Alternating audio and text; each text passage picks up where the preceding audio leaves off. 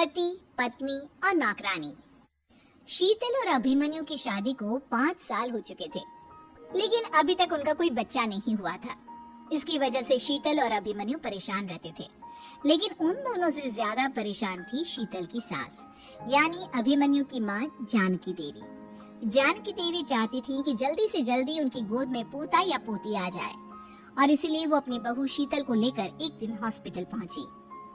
Doctor madam, जरा ठीक से चेक करके बताइए ना, कई बड़े बड़े डॉक्टर को दिखाया है, लेकिन मेरी बहू माँ ही नहीं बन पाती।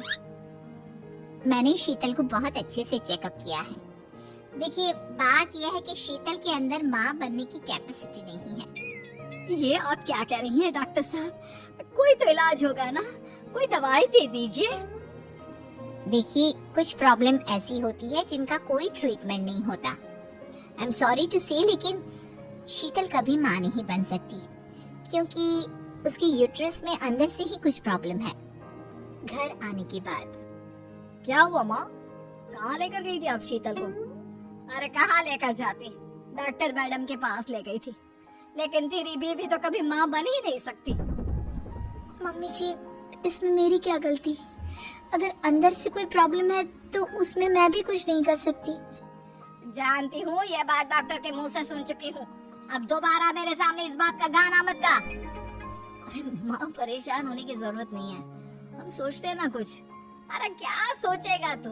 जब डॉक्टर कह चुका है कि तेरी बीवी माँ नहीं बन सकती, तो बता क्या सोचेगा तू? कहाँ से लाएगा बच्चा? माँ, ये तो मैं भी नहीं जानता। अभिमन्यु, क्यों ना हम अनाथ आश्रम से एक बच्चा गोद लिया है? क्या फर्क पड़ता है बच्चा हमारा हो या गोद लिया हुआ? आई बड़ी बातें बनाने वाली, क्या फर्क पड़ता है? अरे क्यों फर्क नहीं पड़ता? मुझे इस वंश को आगे बढ़ाने के लिए मेरे बेटे का खून चाहिए, किसी दूसरे का नहीं। लेकिन माँ, आप जानती हैं कि ये अब पॉसिबल नहीं है। मैं कुछ नहीं जानती। मैं किसी पराये की औलाद को इस घर में अपना पोता या पोती बन के बढ़ता हुआ नहीं देख सकती। मेरा वंश मेरे बेटे के खून से ही आगे बढ़ेगा।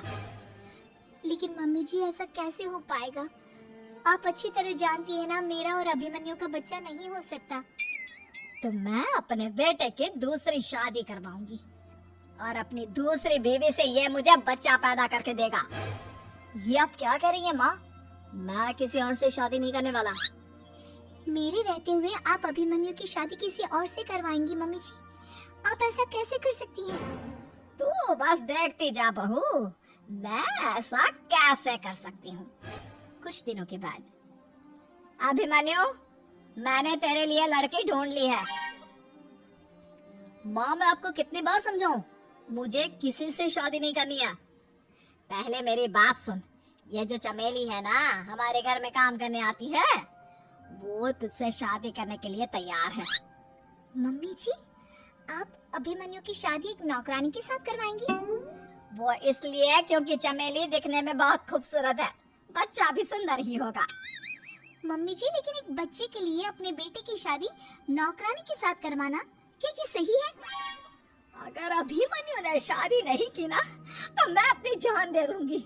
अब देख लो, अगर तुम्हें अपनी माँ की जान प्यारी है तो तुम्हें इस नौकरानी के साथ शादी करनी ही होगी। इस तरह जानकी देवी अपने बेटे अभिमन्यु की शादी नौकरानी चमेली के साथ करवा देती है। कुछ दिनों के बाद, नौकरानी से मालकिन बन के तो मजा आ गया, अब तो मैं इस घर की मालकिन हूँ। देखो, अपने आप को ज्यादा मालकिन समझने की कोशिश मत करो। एक बार तुम्हारा और अभिमन्यु का बच्चा इस दुनिया में आ जाए, उसके बाद तुम इस घर से हमेशा के लिए चली जाना। अरे जाओ जाओ, किसी और के आगे बातें बनाना, एक बच्चा तो पैदा नहीं कर सकी। बढ़िया आई, जाओ जाकर मेरे लिए कॉफी बना कर लाओ। नौकरानी मैं हूँ या तुम? मम्मी जी, देखिए ना शीतल मुझसे किस तरह से बात कर रही है। शीतल, तुम्हें पता है ना चमेली प्रेग्नेंट है, मेरे बेटे के बच्चे की माँ बनने वाली है। वो जैसा कहती है वैसा करो। लेकिन मम्मी जी, वो मुझे नौकरों की तरह ट्रीट कर रही है। अरे तो करेगी ना, वैसे भी बहू तुम हो किस काम की, एक बच्चा तो पैदा नहीं कर सकती। जाओ अब घर के सारे काम करो और चमेली को आराम करने दो। थैंक यू मम्मी जी, भगवान आपका भला करे। आप नहीं होती तो मैं नौकरानी से महारानी कैसे बनती। देखो, तुम्हें जो चाहिए सब मिलेगा, खूब खाओ पियो, मजे की जिंदगी जियो, लेकिन बस मुझे एक बच्चा पैदा करके दे दो। कुछ दिनों के बाद, मम्मी, बच्चे के लिए आपने मेरी शादी चमेली के साथ करवा तो दी, लेकिन दिन और रात का चैन मिट गया है। सारा दिन शीतल और चमेली की बहस चलती रहती है। अब शीतल को इस घर में रखने से क्या होगा? मैं तो कहती हूँ उसे घर से निकाल दो, है भी किस काम की। मैं ऐसा नहीं कर सकता माँ, वो मेरी पत्नी है, उससे बहुत प्यार करता हूँ मैं। तुम्हारी पत्नी चमेली है, चमेली, उससे प्यार करो। अरे तुम्हारे बच्चे को जन्म देने वाली है वो। अभिमन्यु, मैं खुद ही इस घर से चली जाती हूँ। वैसे भी अपने ही घर में नौकरों की तरह रहकर परेशान हो चुकी हूँ। घर की नौकरानी मेरे ऊपर हुक्म चलाती है, वो तुम्हारी पत्नी बन चुकी है। अब मेरा इस घर में क्या काम?